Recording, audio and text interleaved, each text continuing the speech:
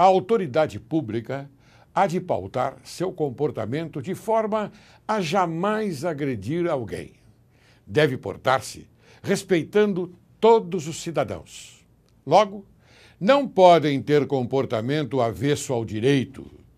O abuso de autoridade vem bem definido na Lei 4.898/65 e pode caracterizar o crime como submeter pessoas sob guarda ou custódia a vexame ou a constrangimento. Assiste-se hoje ao uso desmesurado dos agentes da autoridade a, ainda com ordem judicial, efetuar gravações telefônicas, invadir a residência e escritórios de pessoas e prendendo-as com uso de algemas quando não oferecem resistência. Para uso da imprensa, é esta avisada das diligências e as acompanha, dando grande aparato e grandiosidade de cobertura na televisão, rádio e jornal. Tal comportamento é excessivo e causa constrangimento às pessoas. Estão transformando a justiça em um grande circo e alterando o princípio da presunção de inocência em presunção de culpa.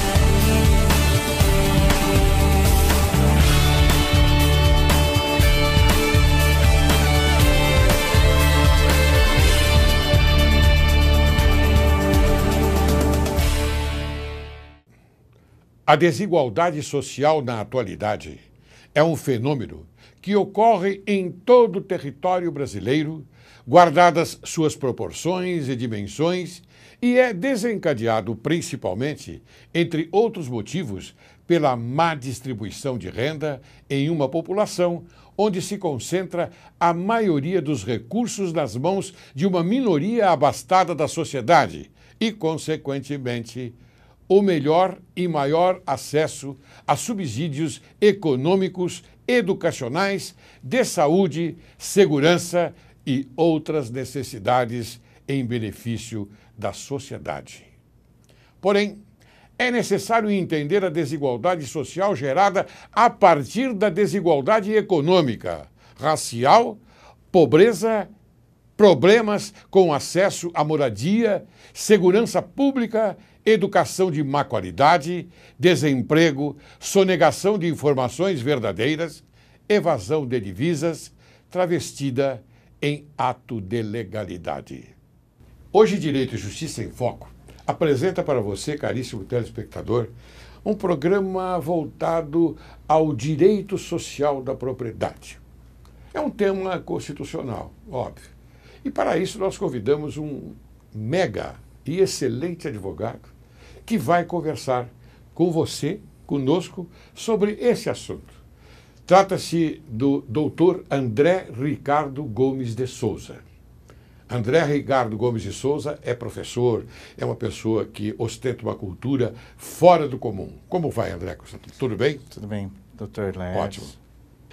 Eu queria também apresentar aqui, como sempre, o nosso querido advogado, doutor Thomas Lau.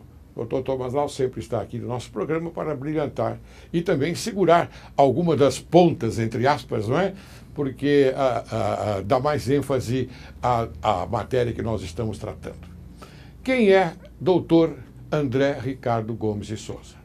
É advogado e consultor de empresas com atuação desde 2002, formado em Ciências Jurídicas e Sociais da Universidade de Brás Cubas, pós-graduado, lato sensu, pela mesma Universidade em Direito Civil, ênfase para inovações do Código Civil, Biodireito, Direito Ambiental e Direito do Consumidor. Pós-graduado, lato sensu, em Gestão Empresarial, MBA, mestre em Administração de Negócios, pela Fundação Getúlio Vargas. Especializado em Contabilidade Tributária, Impostos Indiretos, ISS, IPI, ICMS e COFINS não cumulativo. professor na Universidade de Brás Cubas para o curso de Direito nas áreas Direito Empresarial, Direito Tributário, Direito Constitucional, Direito Ambiental e Consumidor. Orientador de monografia de conclusão de curso de Direito. É o tal do TCC, Trabalho de Conclusão de Curso. Bem, esse é o currículo para apresentar o nosso querido amigo e advogado que vai tratar do assunto já conversado e já apresentado. Como vai, doutor? Novamente, o senhor está bom? Doutor, obrigado. Obrigado pelo convite. Espero que o nosso bate-papo possa ser proveitoso para o telespectador e que levantemos muitos questionamentos para que o conhecimento possa ser aprimorado através dos questionamentos e não das afirmações. Também, Dr. Thomas, prazer, doutor. Muito obrigado pela sua presença. E vamos lá, falar um pouquinho sobre... Vamos. Doutor, o senhor é o professor. Eu sou seu colega. Sou seu colega porque também sou professor. Só que eu sou professor de Direito Penal e Processo Penal. Mas vamos conversar, como o senhor bem disse. Eu já vou colocar a questão constitucional. Estão transformando a justiça, doutor, em um grande circo e alterando o princípio da presunção de inocência em presunção de culpa. O que nós podemos falar, doutor André e doutor Thomas, a respeito dessa máxima? Olha, realmente esse é um dos fatores que vem nos preocupando, né? E por que ele traz uma certa preocupação?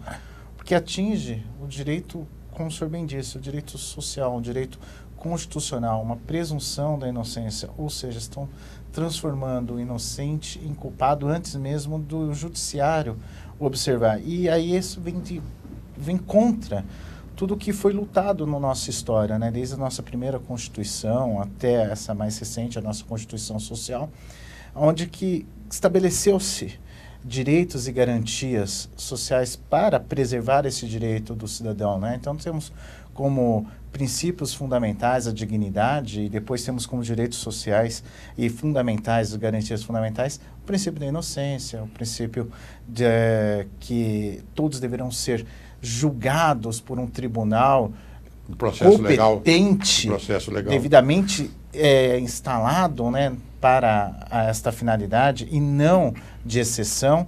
E tudo isso a gente acaba deixando relegado, né? A própria mídia já, a própria imprensa, algumas que não levam tão a sério o trabalho, já tratam de julgar, condenar e aplicar a pena, independente do julgamento do judiciário, né? A imagem pela televisão é muito forte, né, doutora?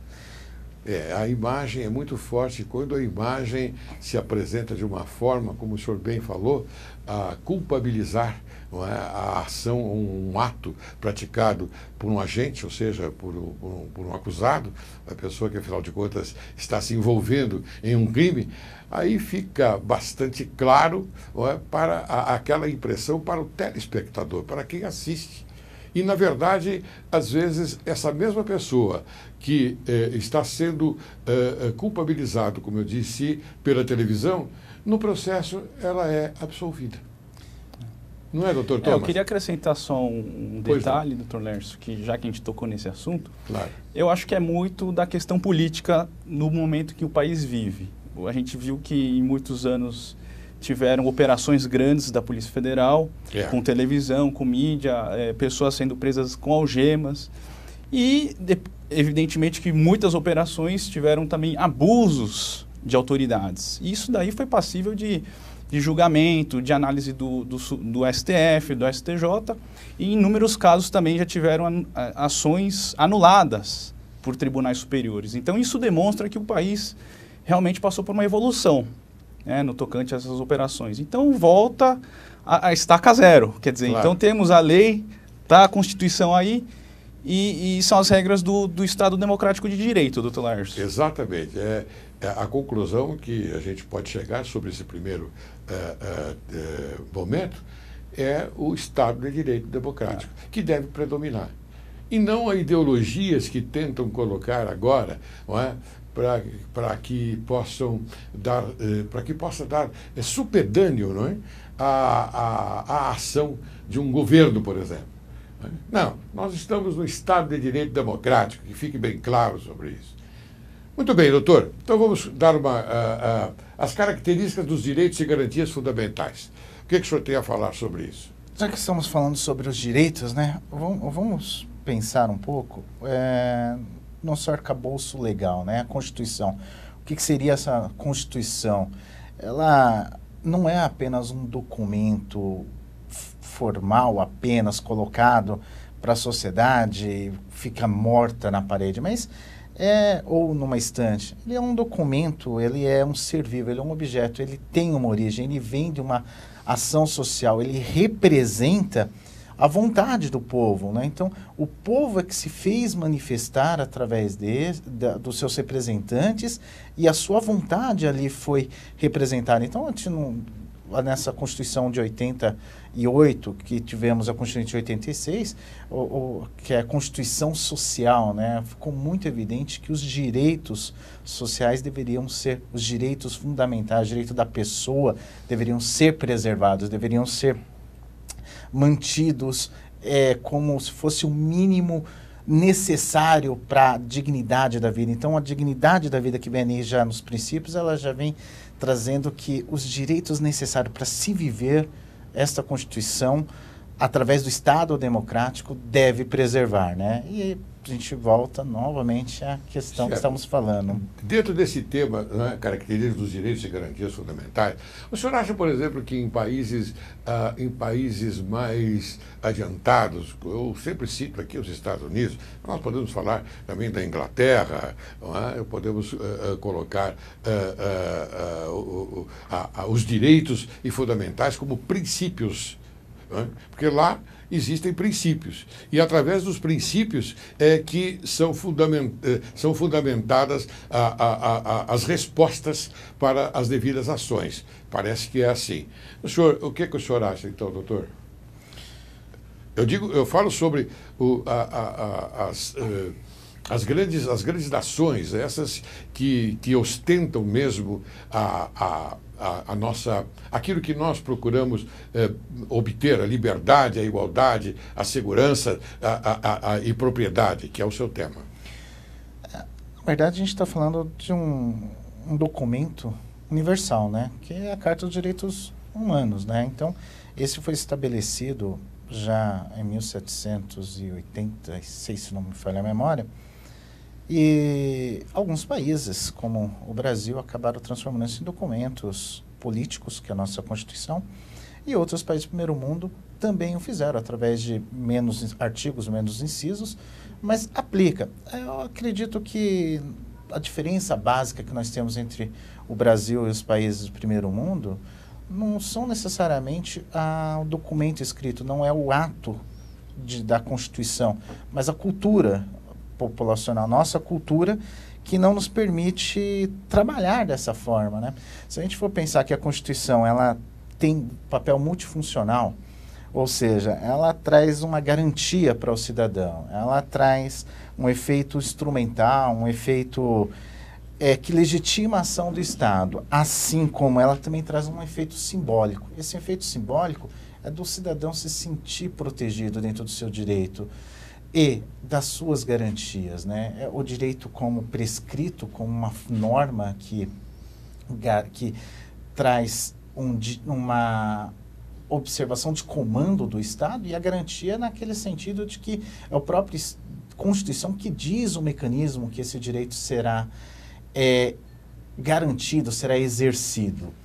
E dentro deste contexto, eu acredito que precisamos trabalhar um pouco mais a nossa cultura interna, porque o documento ele modifica talvez a tradução, através das palavras, mas a cultura interna do cidadão, e aí reflete através dos seus políticos, dos seus representantes, é que me parece que ainda há essa distorção.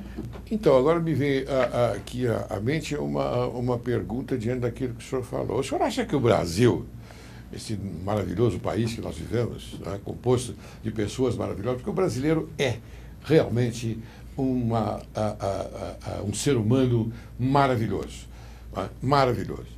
Mas o senhor acha, então, que o Brasil ostenta essa preocupação de tradição, e ele aplica atualmente está voltado à parte educacional, à educação tão boa e tão importante para o desenvolvimento de um Estado? Não tenho a menor dúvida de que a educação ele não é um direito que tenha sido garantido e tenha sido efetivamente fornecido à população brasileira. E mais do que isso, a falta de uma educação formal, uma educação até não só de leitura ou conhecimento de matemática ou de química ou física, mas um conhecimento mais da própria história brasileira ou de questões éticas, questões da nossa própria geografia, do nosso conhecer e valorizar esse povo brasileiro que, na sua grande maioria, são trabalhadores, são honestos, são éticos, sim, mas que não se fazem ser representados. E esse é uma das grandes problemas aí que a gente tem. Então, educação, ali já no artigo 6º da nossa Constituição fala, né, entre os direitos sociais, que é a educação, né? Assim como ao lado da saúde, ao lado dos direitos da previdência social, da segurança. E nenhum desses direitos, de fato, estão sendo...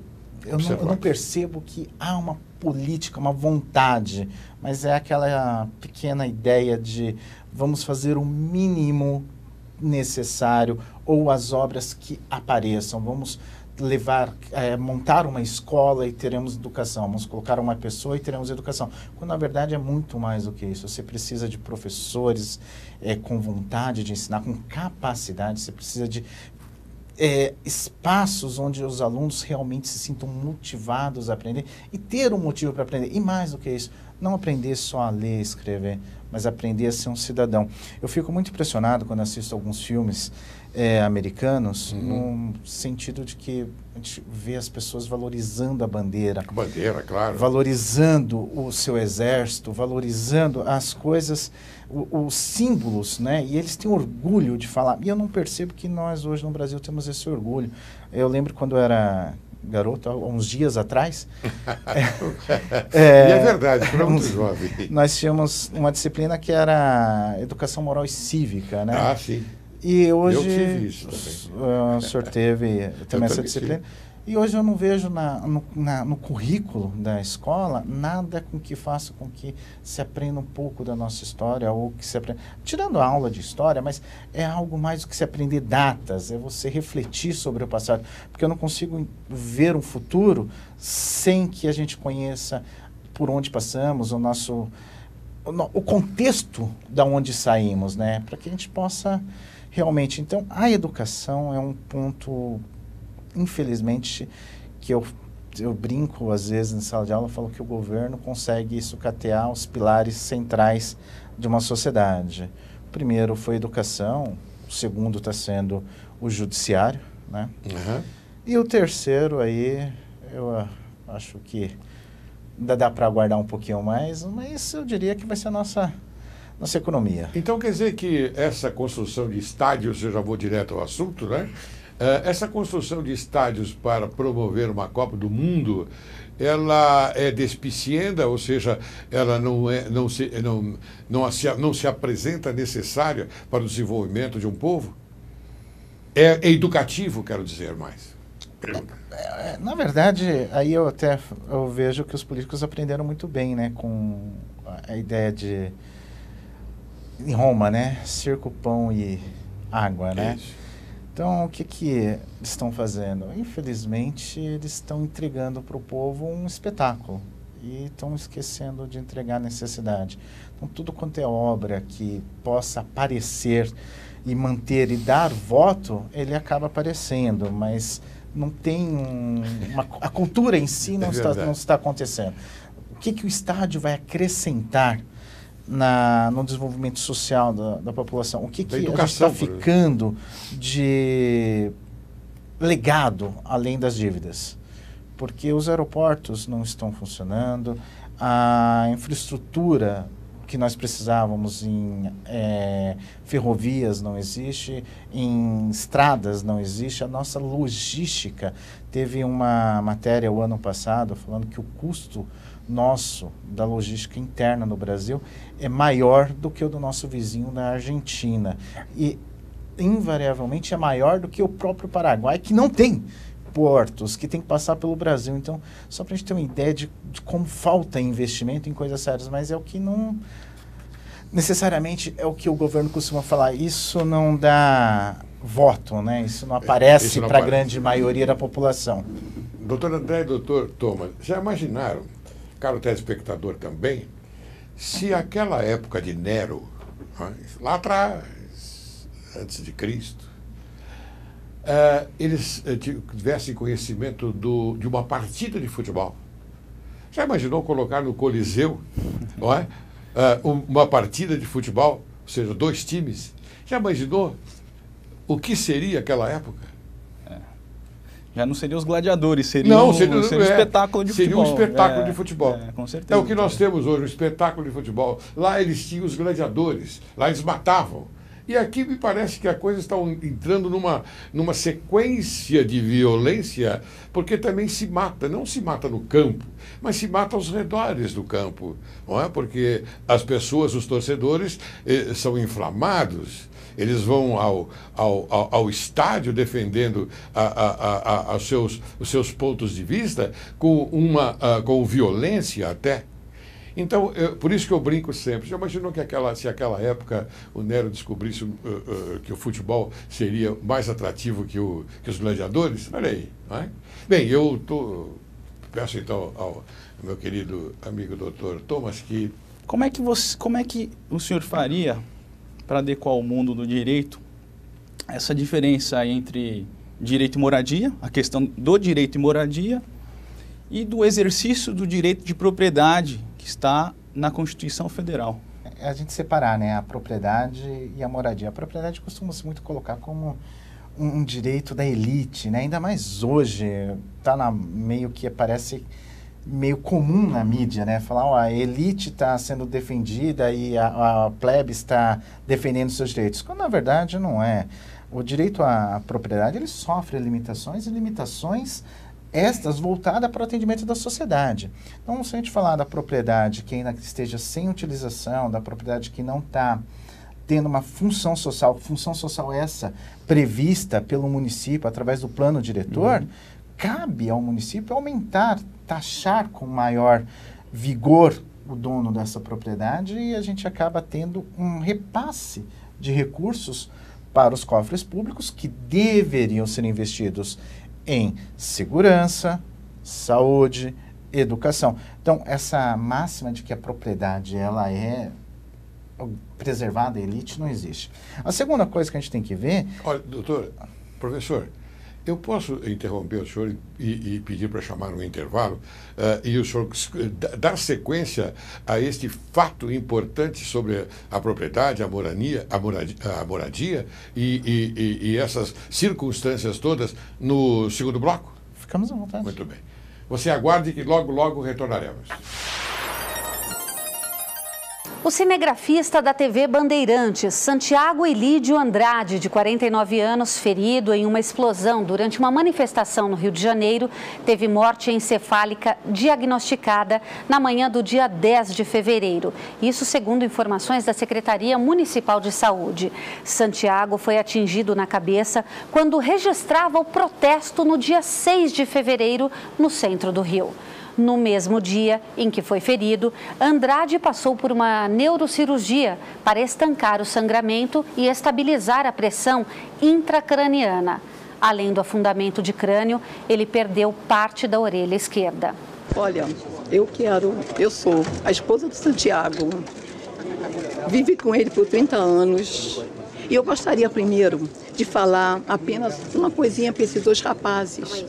Que pena, sinto muita pena deles não terem o bem maior que nós temos, que é o amor pelo próximo. Ninguém ensinou a eles. Isso que eu quero passar para todo o Brasil, pedindo a todo mundo, olha, por favor, sejam mais amigos, sejam mais tranquilos, tenham amor um pelo outro, porque é através desse amor que a gente vai ter um Brasil assim bem diferente. Caio Silva de Souza, suspeito de acender o rojão que matou o cinegrafista Santiago Ilídio, foi preso no dia 12 de fevereiro na Bahia. Na quinta-feira, dia 13, o corpo de Santiago foi velado e cremado no Memorial do Carmo, no Caju, zona portuária do Rio. O programa Direito e Justiça em Foco se solidariza com a família de Santiago Ilídio Andrade e ressalta a importância de políticas públicas eficientes no país para transformar e combater a violência e até os atos de vandalismo que resultam em perdas lamentáveis e insubstituíveis de vidas. Continue com Direito e Justiça em Foco.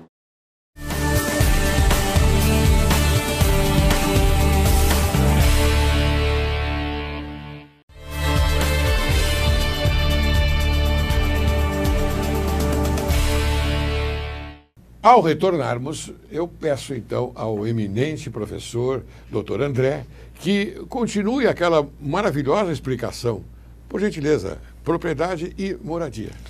Nós terminamos o bloco falando um pouquinho sobre a propriedade, né? Claro. Dessa ideia de propriedade leva à concepção que parece que é da elite, enquanto que a moradia é uma ideia do sonho da classe operária. Pelo menos é essa a sensação que eu tenho obtido ao assistir os noticiários sobre os recentes movimentos sociais que a gente está vendo. Óbvio. Mas tem que se levar em consideração que a propriedade, ela atinge sim a finalidade social, e se o Estado, através do município, tem os elementos, tem as ferramentas legais para poder fazer o que ela atinge. Ele pode ter desapropriação, ele pode aumentar o IPTU e ter uma maior arrecadação, como nós já estávamos falando. E a moradia? A moradia, a gente tem um problema aqui de conceituação. Muitos políticos falam, vamos garantir a moradia, mas o que é a moradia? A moradia, ela aborda a dignidade da pessoa, ela traz um lar onde a pessoa possa estar segura, ter sua intimidade garantida, tem saneamento básico, tem a infraestrutura, os equipamentos públicos necessários. Então, essa é a pergunta a ser feita. E quando se fala nisso, não está se falando em assistencialismo. A prefeitura, o Estado, o governo federal, ele não tem que dar a moradia. Ele tem que propiciar meios de acesso para a conquista da moradia. Que, aliás, os valores sociais do trabalho são elementos da dignidade da pessoa. Então, ela alcançar a moradia através dos próprios meios, né? Isso não é nem recente, isso já vem desde o Velho Testamento. A gente tem que as pessoas devem trabalhar e se sustentar, né, do seu próprio esforço, né? E isso se repete no Novo Testamento e a gente chega aqui aos dias de hoje. Então, essa ideia de assistencialismo que impera como mecanismo de perpetuação no poder, isso tem que acabar. Isso tem que acabar para que os direitos sociais previstos na Constituição, eles possam partir de políticas efetivas, políticas verdadeiras, pensando sim no povo e não pensando na sua perpetuação, ou seja, você manter-se no poder ou pela luta na manutenção do poder, né, doutor? Essa manutenção que está cansando já, né, doutor? Não só está cansando, como também está trazendo grandes malefícios à sociedade. A sociedade está carente. Há necessidade que a gente arrume a casa. Porque o Brasil, como eu disse no primeiro bloco, é constituído de seres humanos maravilhosos. Maravilhosos. E trabalhadores. De repente, apresenta-se as tais bolsas, não é? E isto é prejudicial. A pessoa, esse é um convite ao ócio. É um convite à ociosidade, é um convite ao não fazer nada. É um convite, isto sim, à criminalidade, o aumento da criminalidade. Porque aquele que não pensa, aquele que não faz, aquele que não trabalha, ou ele está dormindo, ou vai se dedicar a um vício, ou então ele vai, claro, praticar um crime. É natural isto. É próprio da pessoa. Então nós temos que dar trabalho. É como o professor disse no bloco anterior. Nós temos que não temos que dar o peixe, mas sim a vara para pescar e ensinar a pescar. Essa é a tônica máxima desse país. Nós não podemos deixar esta parte de lado.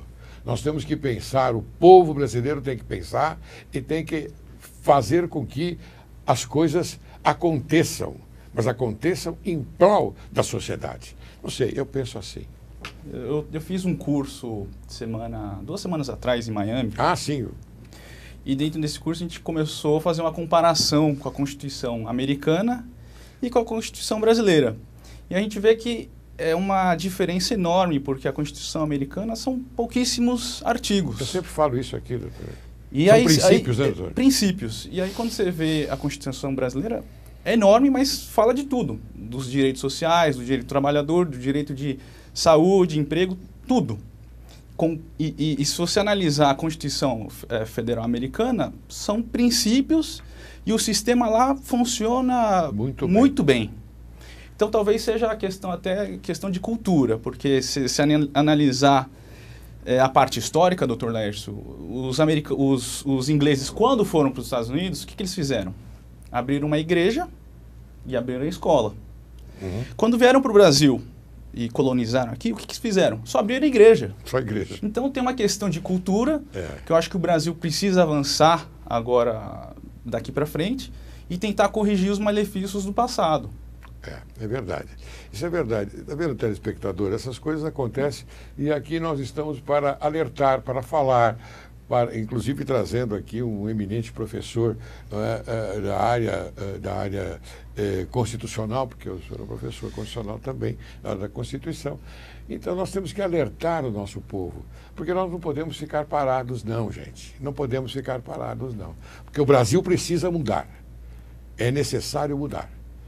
Essa gente está aí no governo, data máxima vênia, com todo respeito, eles precisam ir embora.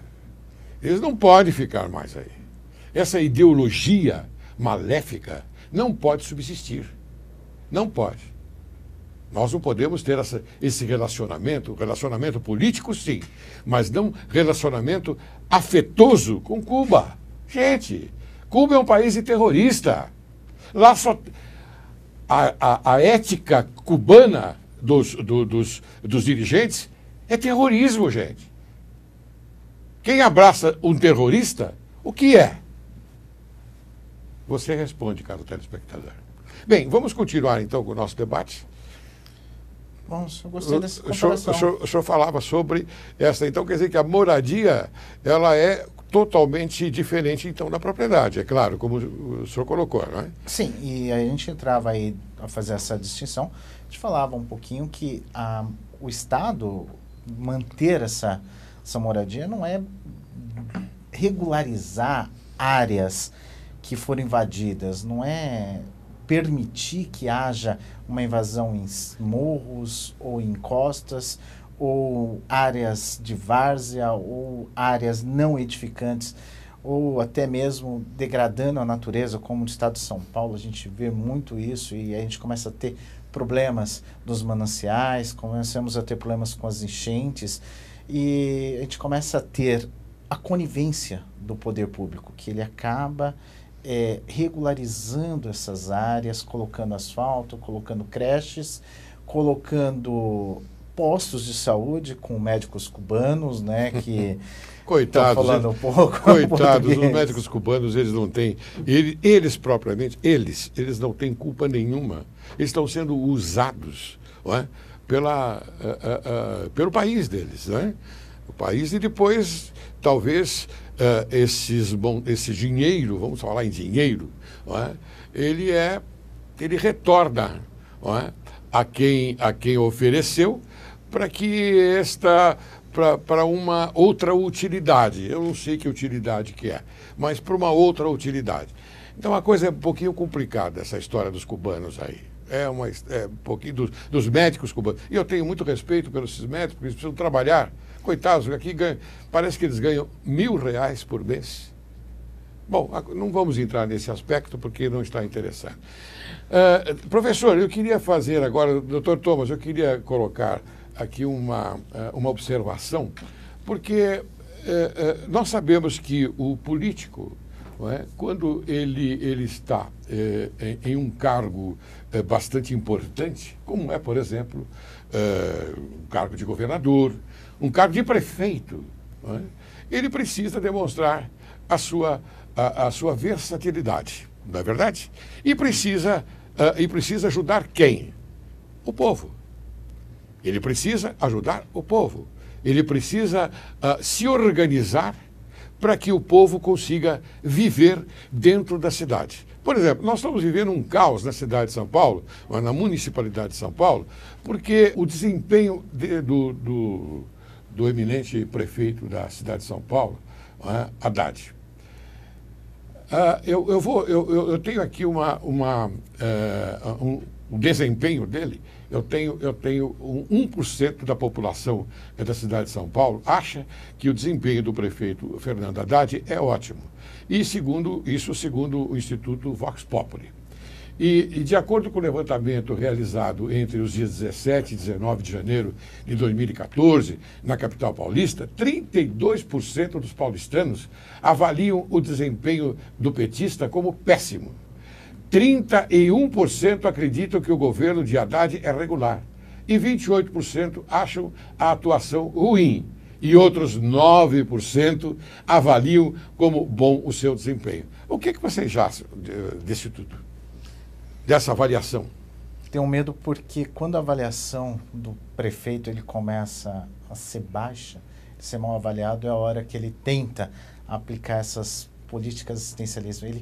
Ele faz o contrário. A gente vem falando, o doutor fez uma comparação com a Constituição dos Estados Unidos e tem um filósofo americano, John Hall, e ele, em uma das suas obras, ele diz, né, que a gente tem que dar oportunidade para poder haver a melhor distribuição de renda.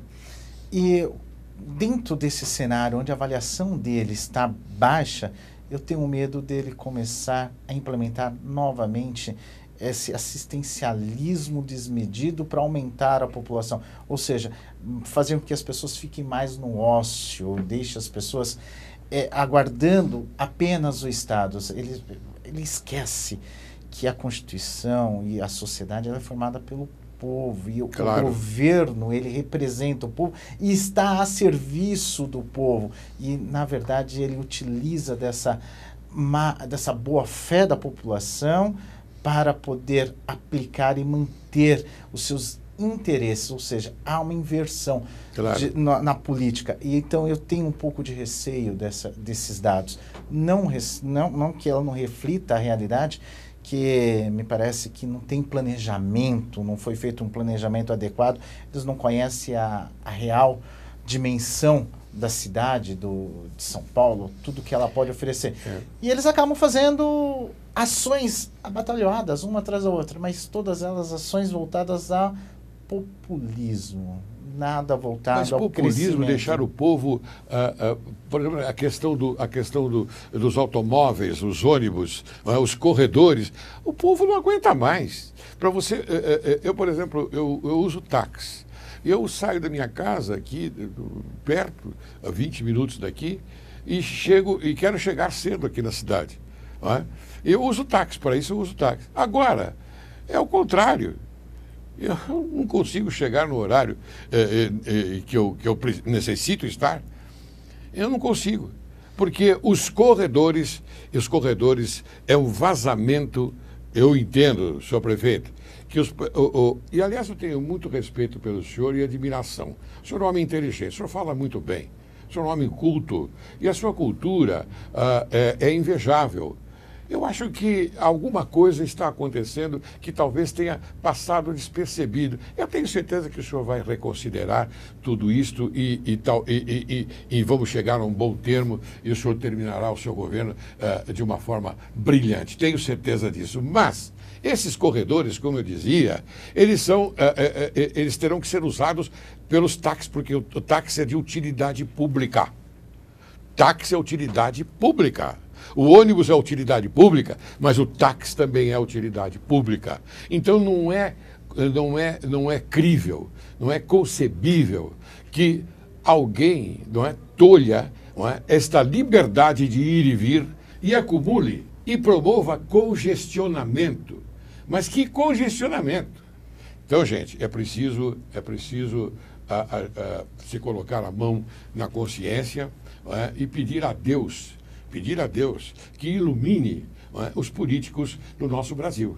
Principalmente o senhor, eminente prefeito de São Paulo, doutor Fernando Haddad. Tenho muita simpatia pelo senhor. Então, eu peço a Deus que ilumine a sua cabeça e faça com que as coisas se desenvolvam melhor. Doutor, se me permite, mas esse aí vem exatamente dentro do que estávamos falando ainda há pouco. O táxi, ele serve para poder ter uma locomoção. E o ônibus também. Claro. Só que a ideia que se vende é que o táxi é de uma elite. O ônibus é de uma população. Não é. E muito embora se tenha a percepção de que não está funcionando, a venda do marketing pessoal de um determinado partido é muito interessante, porque somos o partido que defendemos a classe operária e tenta fazer com que o país possa estar dividido. Mas isso não é a verdade. O país é único. Tanto a classe econômica com recursos financeiros maiores, ou as pessoas mais simples, todos estão contribuindo para o crescimento do país. E todos merecem esse tratamento. Então, o governo tem que parar de fazer essa apologia para dividir, para conquistar. Isso não pode funcionar no nosso país. Dividir, não. Vamos somar esforços. Somos todos os brasileiros. Vamos lutar para uma conquista melhor, vamos investir em infraestrutura, no lugar de financiar imóveis para um número X de pessoas com recursos vindos do governo federal, vamos propiciar, abrir mais empregos, fazer com que as pessoas possam ter mais riquezas. Claro. E aí a gente começa a ter uma economia mais ativa. A gente não pode mais permitir que o país tenha um crescimento pífio. Exatamente. Menor que 1%, e isso quando a gente começa a pensar que este crescimento foi através única e exclusivamente de recurso público, porque não há investimento da iniciativa privada. Isso que começa a deixar a gente mais preocupado e até fugir um pouco do tema, mas me parece que essa é a política. Vamos dividir para poder estar conquistando, né? Eu também concordo com o que o doutor André falou, doutor Laércio, e vou até um pouquinho mais além. Eu acho que trazendo um pouco o exemplo do IPTU, que o prefeito tentou implementar o ano passado, percebe-se que, tecnicamente dizendo, agora está sob análise do STF, mas a Fiesp fez uma análise muito bem feita. Muito bem feita. Porque é uma questão exatamente de Constituição. Uma questão de... Você pode mudar realmente a base de cálculo. Mas o que realmente aconteceu no caso, não, foi diferente. Mexeram na planta genérica da cidade. E a planta genérica da cidade, você não pode dividir o bairro Moema, Jardins... Porque também, dentro desse bairro, doutor Laércio, tem pessoas que não têm condições nenhuma. Claro. Então, essa é a diferença aí. A percepção que realmente o pessoal da Fiesp, os advogados da Fiesp, fizeram muito bem feito. Foram brilhantes. Na ação direta de inconstitucionalidade. Então, exatamente. É a minha posição. Muito bem. Eu queria agora perguntar aqui ao nosso querido professor como é que anda a faculdade Brás Cubas. A senhora é professora Brás Cubas? Sou professor. O senhor foi aluno da Brás Cubas? Foi aluno e agora é professor? A Brás Cubas tem um carinho especial por ela, né? Foi ali que eu me formei, ali que eu conheci os primeiros passos dessa carreira maravilhosa, né? Ela está crescendo ainda, Bem dirigida, hein? Muito bem dirigida, está com uma equipe de professores de renomes, né? Alguns estão igual eu assim, mas tem outros com renome muito melhor, né? E tem, por exemplo, uma professora, se o até me permitir, eu gostaria até de fazer um agradecimento à professora Eliane Meira, que é uma pessoa fantástica, uma das pessoas que eu nutro uma profunda admiração pela sabedoria dela. E essa universidade, ela tem formado profissionais que têm passado no Alto Tietê, segundo os nossos dados, é a que mais tem formado profissionais que passaram no exame da ordem, que ainda não é um número satisfatório, estamos trabalhando para melhorar isso, mas no Alto Tietê é a que mais aprova. Então temos que prestar uma homenagem à doutora Eliane Meira. Eliane Meira, homenagem de Direito e Justiça em Foco, e também a direção da Brás Cubas. Tenho certeza absoluta que é uma universidade de ponta. É lá que nós aprendemos o direito. E já conheço a universidade, já fiz uma palestra lá e saí empolgado. Não é? Eu tenho as melhores referências da Universidade Brás Cubas. Parabéns, Universidade Brás Cubas. Bem, doutor, vou pedir para o senhor apresentar as suas considerações finais. 40 minutos passa rápido, né? A nossa entrevista foi rápida. Bem, é boa, por isso que passa rápido. As considerações que eu poderia estar fazendo aqui, espero que o doutor também concorde e discorde muito, né? É que o direito social, a gente separou aí a questão do direito à moradia, foi uma dicotomia para poder brincar, para poder abordar mesmo essa questão de que não podemos dividir o nosso país, que a gente tem que manter a unicidade, temos que pensar no futuro, aprender sobre o nosso passado, valorizar, a gente tem que ter o hábito, conhecer a nossa Constituição. Eu vejo que foi feita uma norma para colocar um código do consumidor em cada uma dos estabelecimentos comerciais. Isso foi ótimo, mas a gente tem que fazer com que o nosso povo conheça os direitos dele e mais do que isso, ele conheça que para mudar esses direitos e para fazer esses direitos valer é através do voto, através da cobrança, através da filtragem de quem nos representa. A gente tem que ter essa consciência. Nós somos representados por esses políticos. Somos essas pessoas? É isso que eu acho que a gente tem que pensar. Muito bem, professor. Eu fiquei encantado. Doutor Thomas, o senhor quer falar alguma coisa? Eu agradeço também o convite, doutor Laércio. É sempre bom refletir um pouco a respeito dos direitos fundamentais, direitos sociais e também passar um pouco do que do advogado de fora está olhando, está analisando essa conversa e dar mais dinâmica para o telespectador entender um pouquinho melhor sobre o direito e com essas informações totalmente passadas do doutor André. Então, são próprias de um professor de direito. Muito bem. Doutor, muito obrigado pela sua presença também. O senhor é uma pessoa que enaltece o programa Direito e Justiça em Foco, eleva as questões, tanto as questões trazidas e discutidas. Então, nós temos um grande respeito e admiração pelas suas colocações. Doutor André, eu fiquei encantado com o senhor. Eu espero que o senhor retorne mais vezes aqui para nós continuarmos com esta conversa que é sempre boa e quem ganha é o telespectador. Porque são as informações que levamos a eles, não é? Informações úteis, necessárias, num momento como esse que nós estamos passando no Brasil, momento de apreensão. Não é? Então, eu agradeço muito a sua presença aqui, foi maravilhoso. Eu também aprendi com o senhor hoje, confesso, aprendi com o senhor. E a vida é assim. Nós vamos conversando, vamos aprendendo e vamos praticando aquilo que nós aprendemos para o bem, unicamente para o bem. Não é verdade? Eu agradeço muito a sua atenção. Muito obrigado. Muito obrigado, doutor.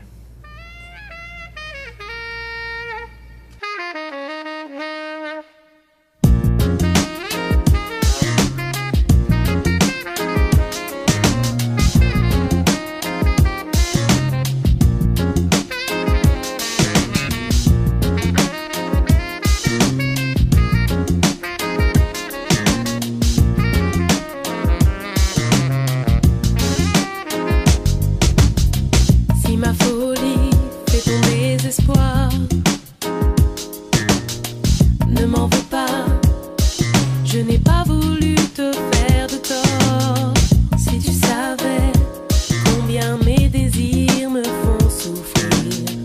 ne m'en veux pas.